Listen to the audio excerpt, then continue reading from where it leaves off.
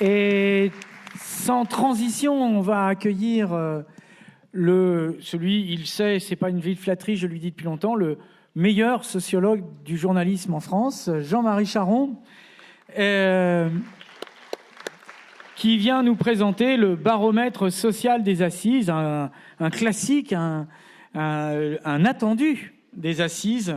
Et cette année, tu le consacres à la presse magazine en mutation. C'est à toi. Bien ben, je vous propose effectivement de continuer. Tout du moins, le contraste va certainement être un peu important par rapport au sujet précédent. J'espère que les chiffres que je vais vous donner sont fiables. En tout cas, on a essayé de les vérifier au maximum. Donc, je vous rappelle l'exercice. C'est ce qu'on appelle, nous, le baromètre social des assises. C'est la 12e édition. On n'a pas démarré tout à fait en même temps que les assises, qui est la 19e édition. Ce baromètre, en fait, on ne peut le faire que grâce à un certain nombre de partenaires. Le premier, qui est un peu notre source documentaire initiale, c'est la correspondance de la presse. On part souvent de la correspondance on part de la correspondance de la presse et de ce qu'elle a identifié. On a aussi, et là aussi, il n'y a pas d'alternative non plus, on a la commission de la carte d'identité professionnelle des journalistes qui nous donne ces statistiques. Et puis, tout ça est croisé avec l'apport des syndicats de journalistes, en tout cas le SNJ, CFDT journalistes et SNJ CGT. Donc voilà un peu c'est une production collective, je ne suis que le porte-parole de ces différents intervenants. Alors, comme à chaque fois, je vais essayer de répartir les choses en 3 temps. Le premier temps étant statistique, je reviens sur les chiffres de l'année, c'est-à-dire donc fournis par la commission de la carte. Dans un deuxième temps, j'évoquerai ce qu'on appelle souvent les dossiers sociaux ou les événements sociaux. Il y en a beaucoup. Je vais d'ailleurs probablement souvent être un peu synthétique et je vous renverrai d'ailleurs sur la version complète de ce baromètre qui est en train d'être chargé sur le site des assises. Donc si vous avez besoin de documentation, c'est sur ce site que vous allez le trouver. Et puis effectivement, comme l'a dit, je crois, Arnaud tout à l'heure, il y a toujours un focus, enfin depuis plusieurs années, il y a un focus. Et cette année, il est sur la presse magazine. Vous allez d'ailleurs le comprendre assez facilement lorsqu'on évoquera effectivement les dossiers sociaux de la presse magazine. Alors si on revient sur les statistiques de la profession, ça va plutôt intéresser ceux qui ne sont pas habitués à les entendre parce que en fait, cette année n'est pas très originale par rapport aux années précédentes. On est, heureusement d'ailleurs, pour le nombre de journalistes, à peu près sur les mêmes chiffres. On est à 34 029 journalistes, ça doit être 22 de moins que l'année dernière. Ça nous rassure un peu par rapport à des années où on était parfois à plusieurs centaines de décrochages sur simplement une année. Du point de vue de la composition par genre, on a là aussi très peu d'évolution. Il y a 16 701 femmes dépositaires, ayant la carte de presse, et ce qui représente une proportion donc de 48,57%. Chaque année, je répète qu'on n'est toujours pas à la parité, même si on n'est pas très loin. Ce qui est extrêmement curieux, c'est qu'on n'y arrive quand même pas. Ensuite, autre chiffre important, et là, il y a parfois d'une année sur l'autre un peu de flottement, parce que j'ai l'impression que la commission de la carte ne compte pas toujours les choses un peu de la même manière.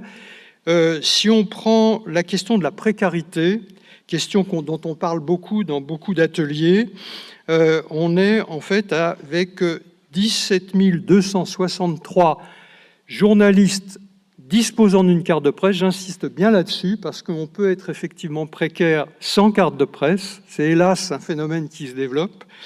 Ce qui veut dire qu'on est à un peu plus de 30% de la profession qui est effectivement dans une situation de précarité. Alors qu'est-ce qu'on a appelé, là on a vérifié avec la commission, c'est à la fois des journalistes qui sont à la pige, payés à la pige. C'est à la fois des journalistes qui sont en CDD et ce sont aussi des cartes de journalistes en recherche d'emploi et qui ont encore la possibilité de garder leur carte de presse.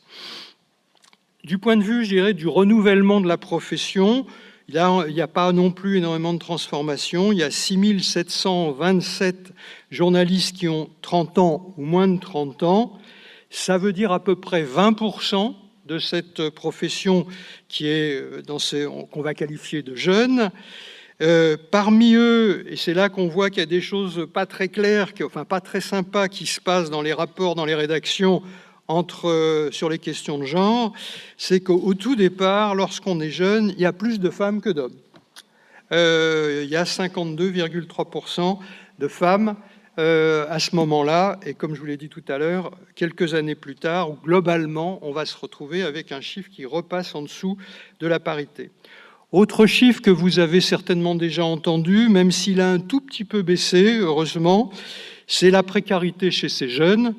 On dit, par simplicité, on dit plutôt 2 sur 3 sont dans des situations précaires. Le chiffre exact, c'est 61,2% qui sont précaires.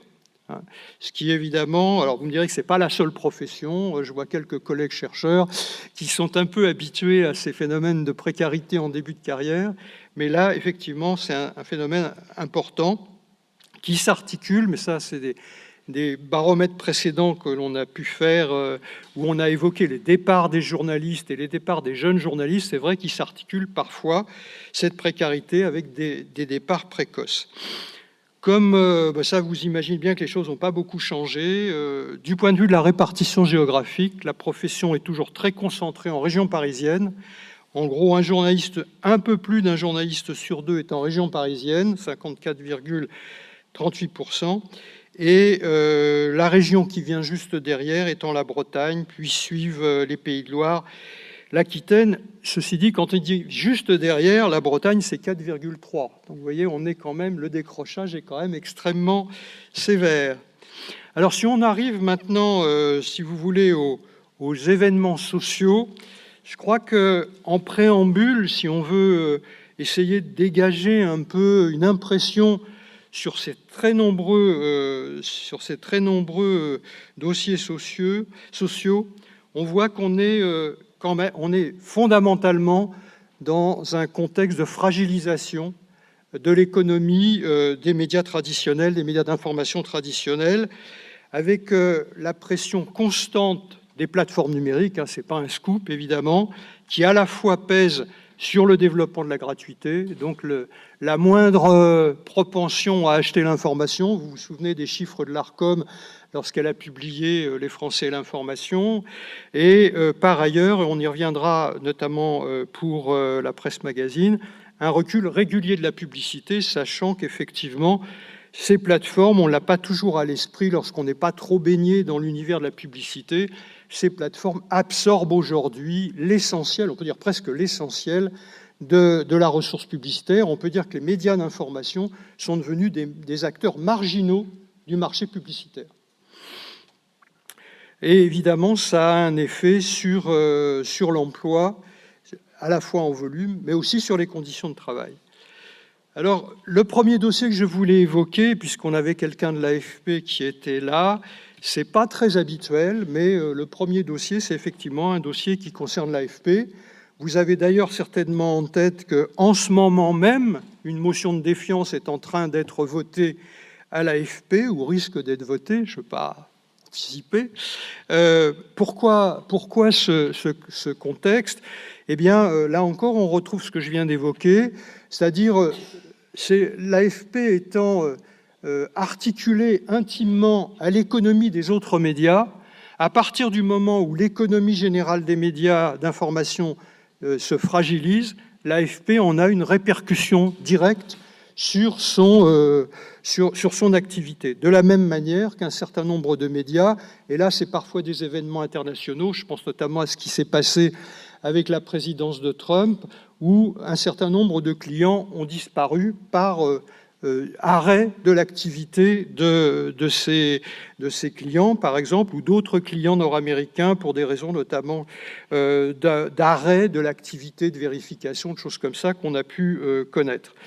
D'où une obligation pour cette agence d'engager, en tout cas c'est comme ça que les choses sont présentées, un plan d'économie assez sévère qui a deux volets.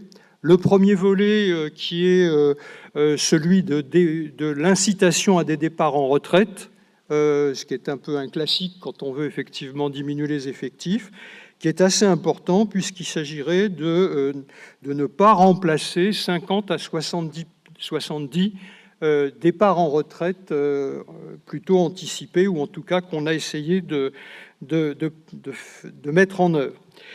Mais il y a surtout dans ce plan une réduction des coûts qui porte sur les expatriés. Et là, je pense que c'est quelque chose par rapport à toutes les réflexions qu'on a, notamment au niveau de l'international, au niveau des questions sur les garanties de vérité sur l'international, quelque chose qui est effectivement certainement porteur d'effets qui ne seront certainement pas les plus positifs.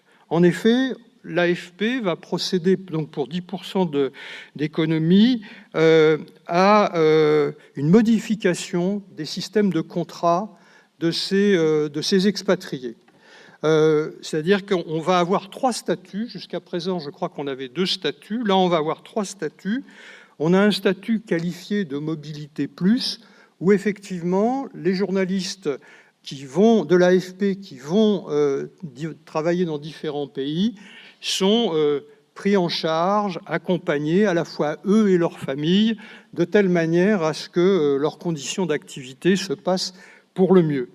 Eh bien, ce statut traditionnel va désormais être qualifié de mobilité plus, et ne va être réservé qu'aux cadres plus, qui sont effectivement expatriés. En revanche, les autres expatriés venant de l'AFP au niveau de l'organisation centrale, enfin de l'organisation sur statut AFP, là on a ce qu'on appelle maintenant des contrats de mobilité, et là il n'y aura plus que des primes.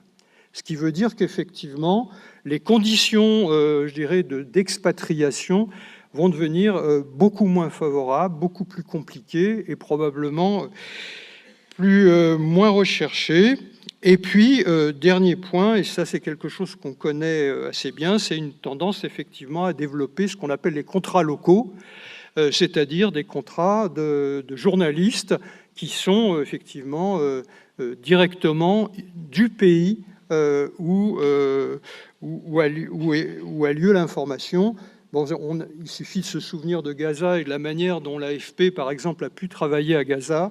Il est évident que sans ces journalistes sur contrat local, il n'y aurait absolument rien en tout cas, l'agence aurait été complètement aveugle. Donc, on a ce développement, finalement, de cette forme de contrat. Pour vous en donner une proportion, les expatriés donc indemnisés de manière traditionnelle passeraient donc de 270 à 80. Donc c'est quand même quelque chose d'assez rugueux. Deuxième information, mais bon, c'est quelque chose qu'on va retrouver ailleurs. Effectivement, l'agence mise sur l'utilisation de l'IA. Plutôt d'ailleurs avec un certain nombre de précautions. Les 2 grands dossiers qui sont évoqués sont les dossiers de traduction automatique, et ce sont aussi des dossiers autour de la veille des desks d'édition. Je ne sais pas si vous avez eu cette information, elle a circulé ces derniers temps.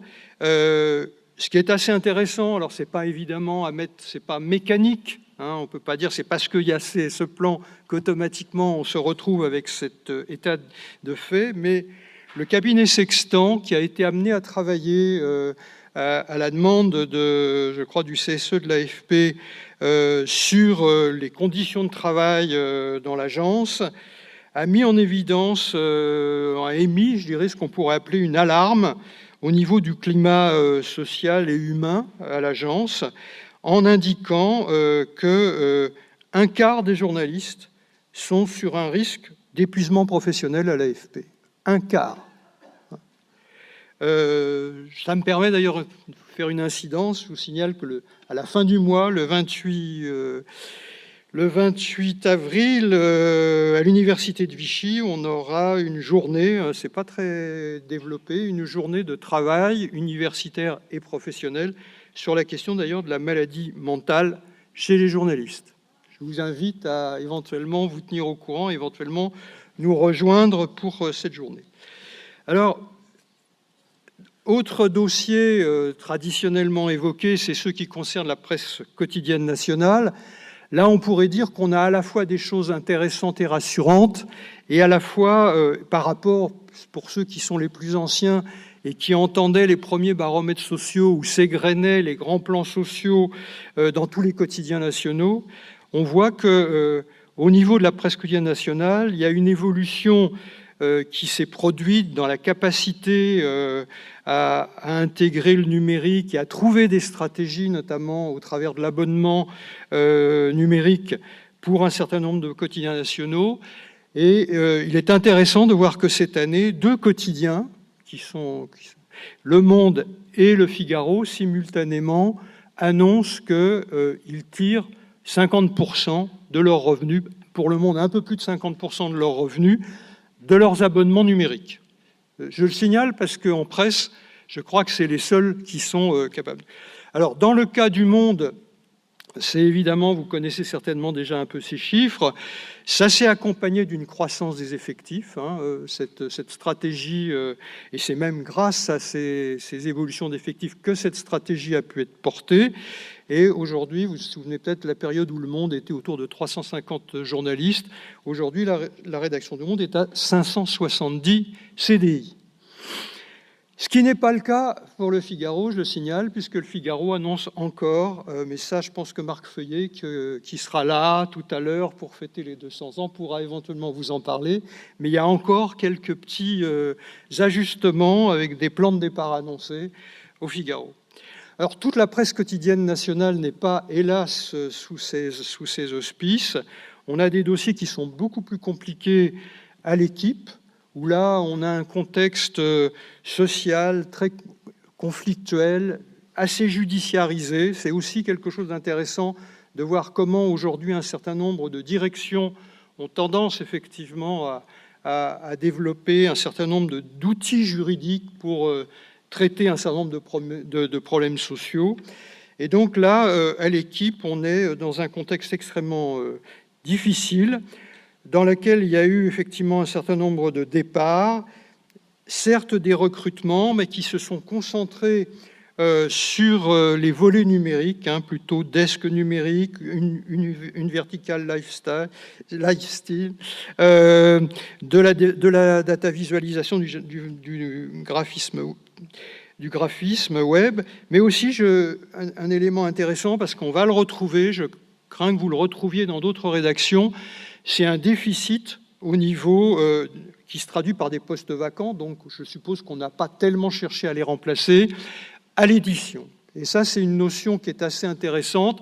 Je ne sais pas si vous vous souvenez de la période où on avait tendance à expliquer que le numérique, je me souviens d'interventions de journaux comme Le Guardian, etc., qui nous expliquaient qu'effectivement, l'organisation des rédactions allait changer et que ça allait se traduire par un renforcement du secteur de l'édition, qui allait devenir de plus en plus une espèce de tour de contrôle, de répartition des contenus entre les différentes plateformes, supports, etc. Moi, je suis frappé, alors est-ce que c'est un retard, un décalage, des changements dans les stratégies, par le nombre de dossiers où il est question de disparition de l'édition ou de diminution des effectifs à l'édition. Ce qui est le cas donc pour l'Équipe, où on a 6 postes qui manqueraient. Pour vous donner une tendance, il faut ce que les syndicats mettent surtout en avant pour illustrer cette tension sociale à l'Équipe. La rédaction de l'Équipe en 2010 comportait 338 journalistes. Elle en a 294 aujourd'hui. Et la diminution du nombre de CDI est de 63.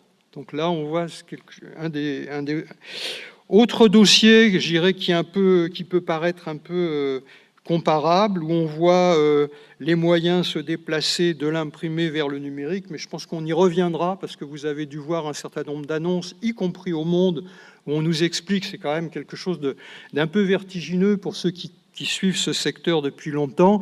Pendant très longtemps, on nous a dit, mais il ne faut pas traiter le numérique comme un simple appoint. Aujourd'hui, on a des organisations du travail, ce qui va être le cas au Monde, où le numérique est pris en charge par une équipe, je crois qu'au Monde, c'est 25 journalistes, cadres, etc., qui auront en charge de gérer l'imprimé. Et le reste de la rédaction étant mobilisé sur le numérique. Dans le cas de 20 minutes, on a ce mouvement et aussi ce mouvement vers la vidéo, sachant qu'on a eu un plan de départ dans lequel on a eu 56 postes supprimés à 20 minutes, dont 26 journalistes, avec quelques réembauches, mais des réembauches donc sur le secteur vidéo. Et là encore, si on se met un peu en perspective de quelques années, on voit que la rédaction de 20 minutes passe de 85 à 60. Alors en presse locale, il y a moins de dossiers de presse locale cette année, pourtant dans un contexte qui paraît extrêmement... vous vous souvenez peut-être que j'ai fait un focus sur la presse locale il y a quelques années, ça devait être il y a 2 ans, où il y avait une multiplication effectivement de dossiers, notamment en presse quotidienne régionale. Là, il y en a plutôt moins, mais il y en a quand même, je dirais, une ambiance économique extrêmement défavorable en presse régionale, avec un signal qui est quand même important, ce qui est l'annonce, par exemple, de Ouest France, qui parle... Alors, on n'est pas sur les postes de rédaction, on est sur toute une série de postes à la fois à l'impression, à la commercialisation, etc., mais qui parle de plans d'économie, etc., alors que c'est quand même, effectivement, comme vous le savez, le leader du secteur.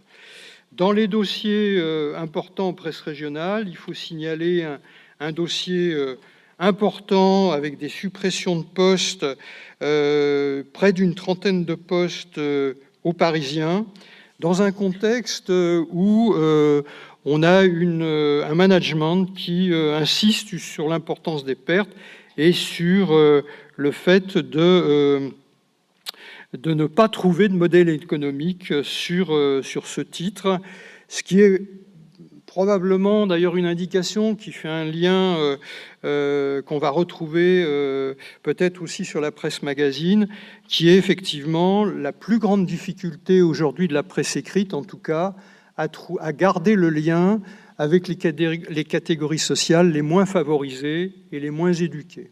Et là, la presse régionale fait partie de ces médias qui sont confrontés à ces publics et donc à ces problèmes qu'on va trouver de pertes et de modèles économiques dégradés. Autre titre qui, hélas, abonné un peu à cette rubrique, c'est Sud-Ouest, où là, de nouveau, on a l'annonce, ces jours-ci d'ailleurs, d'un plan de 80 départs. Alors c'est vrai, beaucoup dans les services, y compris à l'impression, mais encore 15 postes à l'impression, 15 postes de journalistes. Pour mémoire, c'est assez vertigineux, hein. La rédaction de Sud-Ouest, entre 2015 et 2025, passe de 305 à 225. Autre dossier qui est assez significatif, ce qui concerne un groupe, qui est le groupe Rossel. Le groupe Rossel rattaché donc pour la France essentiellement à la Voix du Nord, où là on retrouve ce phénomène que j'évoquais tout à l'heure, c'est-à-dire des choix d'organisation où purement et simplement on fait disparaître l'édition en s'appuyant essentiellement sur l'IA. En tout cas, c'est le pari qui est fait. Là, cette année, donc, l'annonce est faite sur le courrier Picard, qui est un des titres donc, du pôle de Champagne et Normandie. Le Courrier Picard, où on a donc 14 postes d'éditeurs qui disparaissent en CDI et 2 en CDD. Il y a eu effectivement motion de défiance, grève au mois de mars, etc. Pour mémoire, l'année dernière, un autre titre du même groupe, qui est très associé d'ailleurs au Courrier Picard, qui est Paris-Normandie, avait opéré la même opération, c'est-à-dire la suppression de son édition, soit la disparition de 12 CDI, de 12 éditeurs dans le titre. Et dans le cas de Paris-Normandie, on est là encore dans des problématiques qu'on a aussi au Courrier Picard, c'est-à-dire diminution d'effectifs. On passe de 84 journalistes à 68 journalistes. C'est quand même une tendance qu'on va retrouver. Peut-être plus anecdotique, mais quand même assez intéressant à un moment bien particulier. Tout à l'heure, on s'intéressait à la création de nouveaux médias et il était question de Novo 19, la chaîne créée par le groupe Ouest France, à qui on souhaite évidemment longue vie. Donc chaîne nationale avec une plateforme de streaming, de vidéos, etc. Mais c'est vrai que ça intervient à un moment où le groupe Rossel arrête la chaîne WEO, qui est la chaîne qui était rattachée à La Voix du Nord. Et la même année, la Dépêche du Midi donc, arrête plusieurs fréquences de Via Occitanie. Et on a l'impression, effectivement, que cette expérience des télévisions locales conduites ou articulées à la presse régionale est un peu en train d'arriver à son terme, n'ayant pas produit... Je pense que la presse régionale avait un peu sous-estimé ce que représentaient les coûts de la télévision et les manières de travailler de la télévision. Espérons que dans le cas de Novo 19, l'articulation avec ces plateformes sur lesquelles il parie auront plus de chances de donner une viabilité à cette nouvelle télévision qui, elle, est nationale et non pas locale.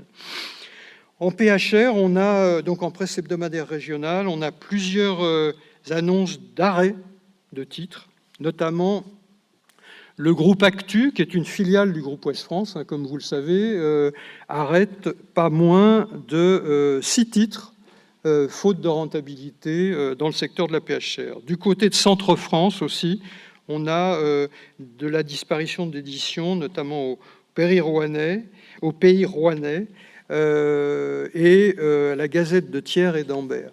Ça suggère, d'ailleurs, vous me direz que je ne vois pas pourquoi j'en parle plus pour la PHR pour que la PQN, mais c'est vrai qu'il se trouve que j'ai eu à travailler sur un dossier sur un secteur de l'Ain, du département de l'Ain, et qui portait sur les déserts médiatiques.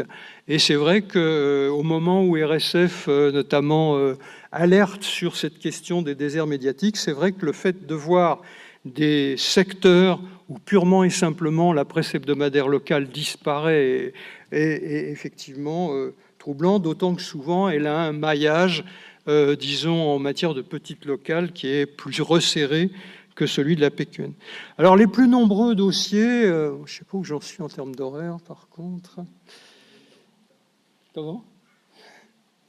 Les plus nombreux dossiers, comme je vous le disais, sont ceux qui concernent la presse magazine. Et là, on n'a pas moins de 16 dossiers cette année. Et je dirais qu'on pourrait d'ailleurs les regrouper en 3 grands chapitres. Les premiers sont des dossiers de diminution d'effectifs. Les deuxièmes sont des chapitres de mise en redressement. Et les troisièmes sont purement et simplement des disparitions. En termes de diminution d'effectifs, on a pas moins de 6 dossiers importants. Et le plus important, je pense, celui qu'on a tous en tête pour ceux qui suivent un peu le secteur, c'est bien sûr celui qui concerne Prisma Presse. Prisma Presse qui vient d'annoncer à la fin mars pas moins de la suppression de 261 postes, soit 40% de l'effectif, soit 90 journalistes. qui n'intervient pas dans un contexte où il ne se serait rien passé par ailleurs, puisque sur les 5 dernières années, on a assisté à une avalanche de plans de départ qui ont déjà conduit à la diminution de l'effectif journaliste, qui était passé déjà de 380 journalistes à 300 journalistes. Deuxième gros secteur deuxième gros dossier de diminution d'effectifs, c'est le groupe CMI France, qui là met en place un plan social qui concerne 87 postes dans les différents médias du groupe. Je vous rappelle, ça peut être Elle, Marianne, Franc-Tireur, etc. Donc, qui sont des départs volontaires,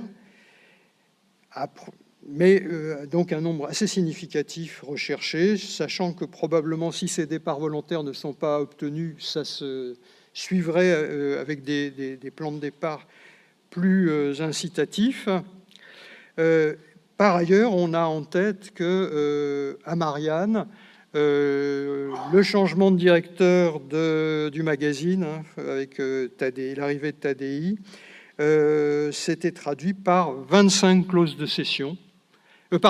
Clause de conscience, j'insiste bien là-dessus, clause de conscience sur une rédaction de 55.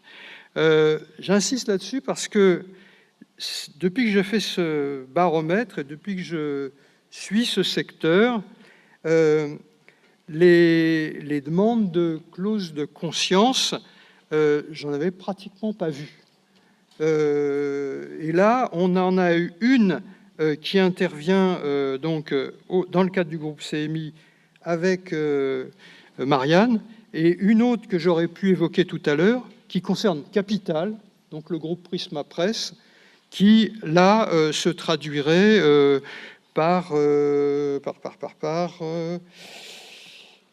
bon, je pense qu'on n'a pas encore le chiffre, mais disons par effectivement un nombre assez significatif de demandes de clause de conscience, ce qui certainement, c'est quelque chose qu'on reverra tout à l'heure sur les changements de stratégie dans la presse magazine, avec l'intervention de contenus qui vont, où les lignes éditoriales ne sont pas que à préoccupation économique, on va dire.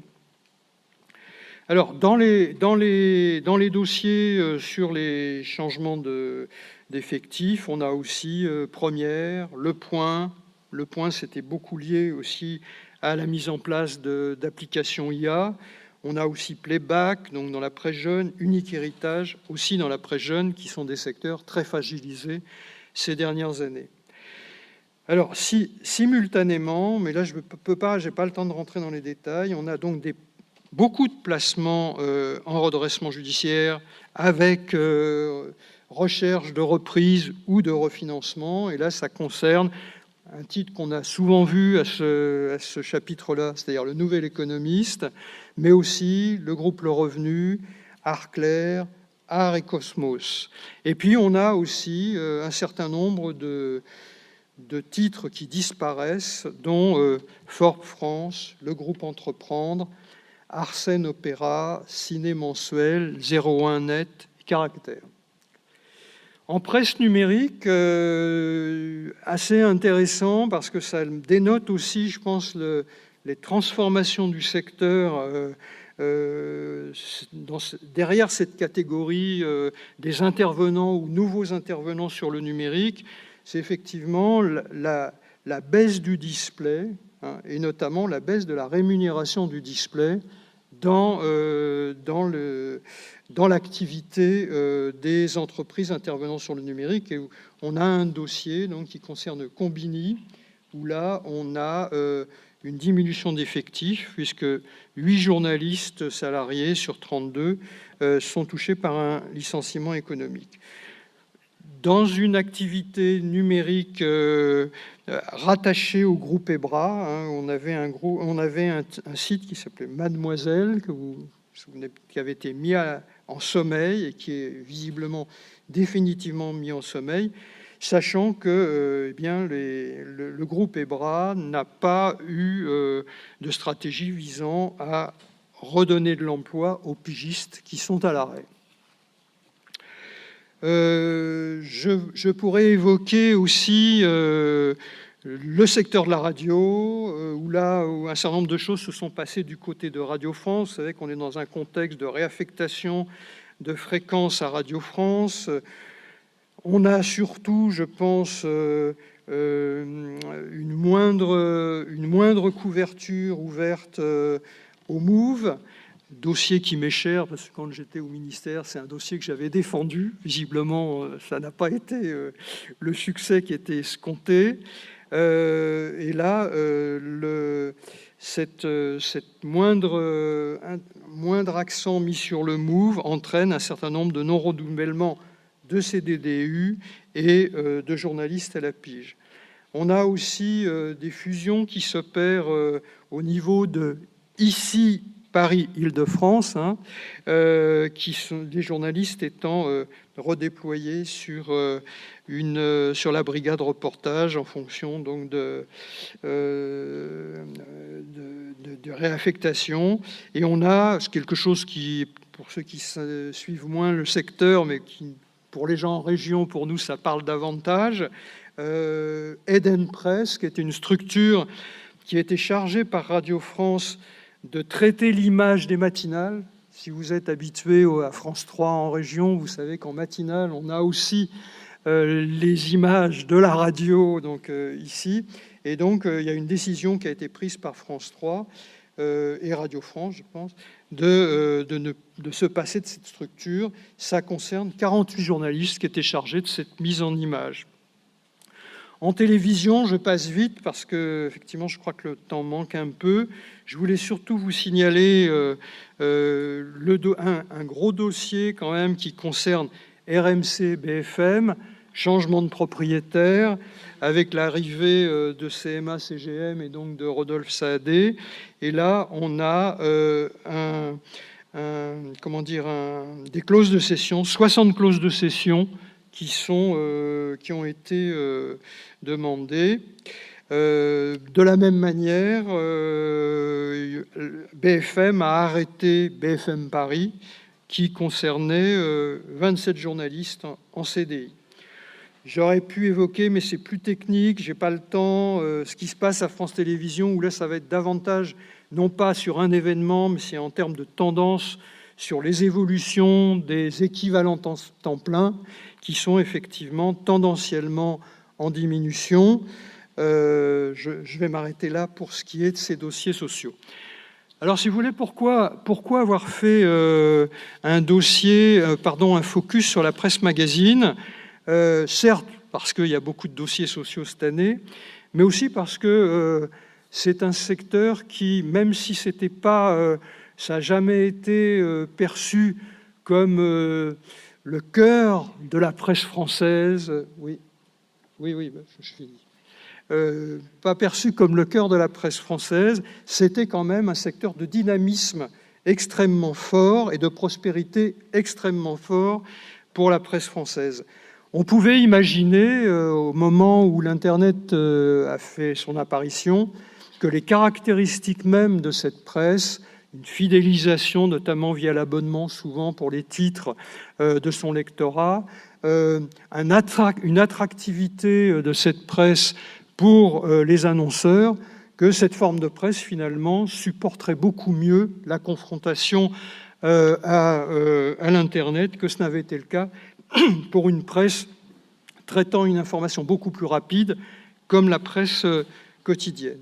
En fait, ce que l'on observe, c'est que sur les deux registres, c'est-à-dire celui de la diffusion et sur celui de la publicité, on a des phénomènes de recul extrêmement importants.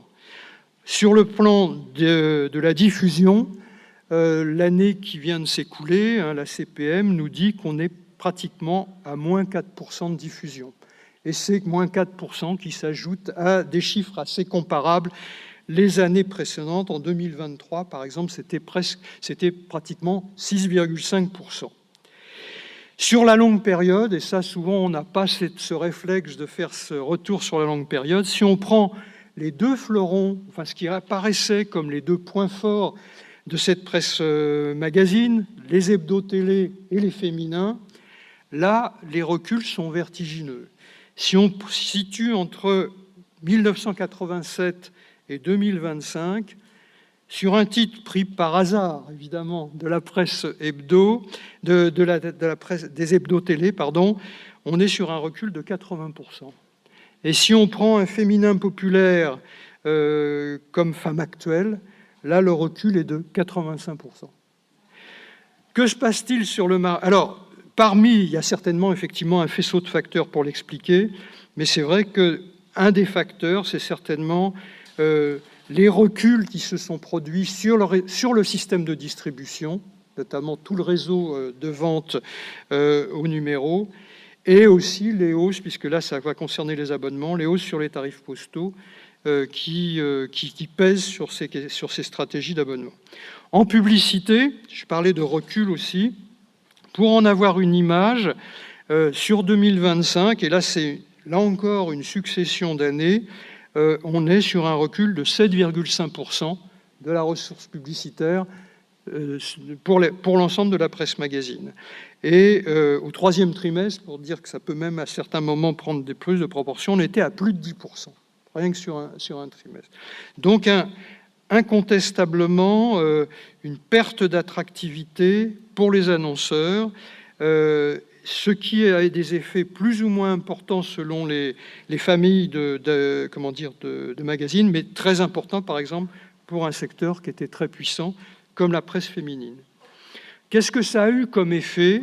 Premier effet qu'on n'a pas toujours en tête, même si on le retrouve indirectement dans les dossiers que je viens d'évoquer, notamment avec Prisma Presse, c'est le départ d'un certain nombre de propriétaires, notamment qui étaient des groupes souvent à capital financier. C'était un média comme la télévision extrêmement rentable, donc c'était un secteur attractif pour les investisseurs avec des problématiques purement financières. À partir du moment où la rentabilité baisse, ces gens-là s'en vont. Par exemple, c'est le cas des MAP, qui a même disparu, groupe britannique depuis, les investisseurs expliquant que c'était même plus la peine de rester sur le secteur de la presse parce qu'on n'y gagnait plus confortablement ses profits. Autre cas un peu comparable, le départ de Mondadori Fininvest, en tout cas du marché français, qui se retire sur un pur argument de rentabilité. Et c'est de nouveau le cas pour Gruner Uniar Bertelsmann, qui se retire en revendant Prisma Presse sur aussi des problématiques de rentabilité. Et là, avec effectivement des sessions où on voit arriver d'autres intervenants qui peuvent être CMI, que j'ai évoqué tout à l'heure, qui peuvent être évidemment Bolloré ou LVMH, avec des situations où on voit des titres en quelques années qui passent de main à la main. C'est le cas, par exemple, du titre que j'évoquais tout à l'heure, Télé 7 jours, qui passe de Lagardère Philippe Aki à CMI Bauer, puisque dans les retraits, il peut y avoir aussi une manière de se retirer par petits bouts, ce qu'a été la stratégie d'Arnaud Lagardère, qui a revendu ses titres un peu à droite à gauche au fur et à mesure de ses activités. La deuxième stratégie, la deuxième observation qui est intéressante, c'est le poids qu'ont pris un certain nombre de stratégies qu'on pourrait qualifier de low cost, c'est-à-dire qu'illustre particulièrement Reward Media. Et là, on est sur des stratégies où on a très peu de permanents et essentiellement des emplois précaires. Enfin, dernière stratégie sur lesquelles on doit s'intéresser, c'est effectivement l'apparition d'intervenants dont la motivation n'est pas purement économique. Parfois, ça va être une stratégie d'influence, je pense que c'est beaucoup le cas pour CMI, mais c'est aussi souvent, ou en tout cas dans un cas très précis, celui de Bolloré, une motivation politico-idéologique. Je voudrais terminer juste 2 points. Ce n'est pas du tout insignifiant, cette question de la presse magazine, pour l'emploi journalistique. Il faut se souvenir que rien que le périmètre du syndicat de la presse magazine, c'est 16% de la profession aujourd'hui. Et une diminution significative ces dernières années, sachant que par ailleurs, c'est un secteur qui entretient, voire développe le phénomène de l'emploi à la pige. Dernier point, qui est peut-être moins connu, Mais la presse, c'est un enjeu que je qualifierais de démocratique et de culturel, c'est que la presse magazine, populaire notamment, c'était la presse des banlieues. Et c'était la presse, effectivement, des milieux populaires. Dans beaucoup de milieux, on lisait des magazines, on lisait plus de quotidiens, etc. Voilà, merci.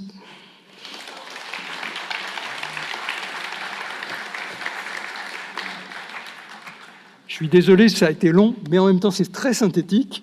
Donc, si vous voulez avoir le détail du dossier, allez jeter un coup d'œil sur le site. Je pense que là, vous allez trouver le baromètre en détail. Merci à vous.